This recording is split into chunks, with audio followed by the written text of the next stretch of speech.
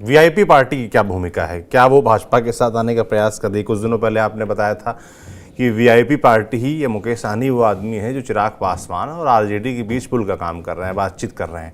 अभी क्या भूमिका है उनकी? देखिए, वीआईपी पार्टी के मुखिया मुकेश सहनी जो हैं वो खुद ही बहुत अनप्रेडिक्टेबल है। वो क्या चाहते हैं वो किसी के समझ में आता नहीं है। दरअसल वो सुबह महागठबंधन की तारीफ करते हैं तो शाम को एनडीए की तारीफ करने लगते हैं। ऐसे में समझ में नहीं आता है, पत्रकार भी कंफ्यूज्ड हो जाते हैं, महागठबंधन भी कंफ्यूज्ड हो जाता है, एनडीए भी कंफ्यूज्ड हो जाता है कि आखिरकार मुकेश सहनी चाह क्या रहे हैं। ये मैं आपको बताना चाहूंगा।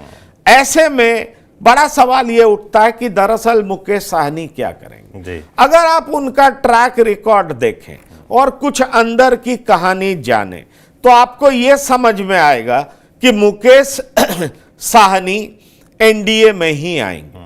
और एनडीए में आएंगे तो किस शर्त पर आएंगे और क्यों आएंगे?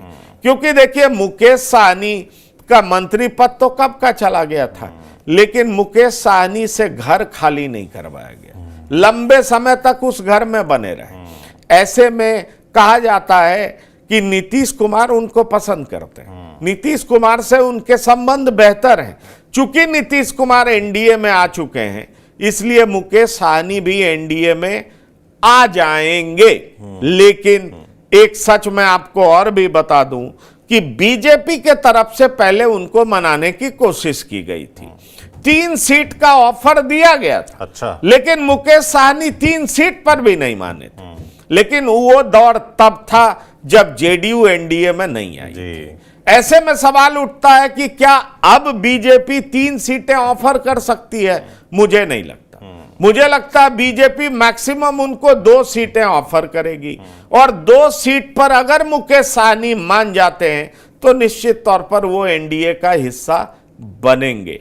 और जहां तक मेरी समझ है, मैं मुकेश सहनी को समझता हूं, तो मैं ये मान रहा हूं कि मुकेश सहनी आएंगे भी, लेकिन वो 2 सीटों पर मान करके ही आएंगे। वो एनडीए का हिस्सा बनेंगे। उसमें बड़ी भूमिका नीतीश कुमार की होगी।